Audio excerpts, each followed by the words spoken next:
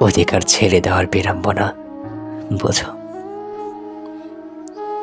আকাশে উড়ে বেড়ানো পাখিটাকে যখন খাঁচায় বন্দি করা হয় তখন সে মুক্তির জন্য কেমন ছটফট করে দেখেছ? আমি দেখেছি। তুমি আমার থেকে মুক্তি পেতে ভীষণ ছটফট করতে, বন্দি পাখির মতো। আমিও সময় সুযোগ খুঁজে বেড়াচ্ছিলাম অন্য হয়ে।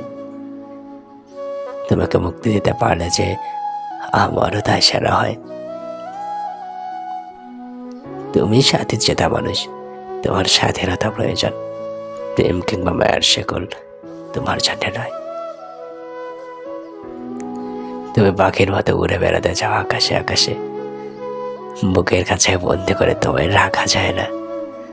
অবশেষে যখন তোমায় মুক্তি দেওয়ার পালা এলো তখন আমি সমস্ত অধিকার ভুলে তোমায় মুক্তি দিলাম।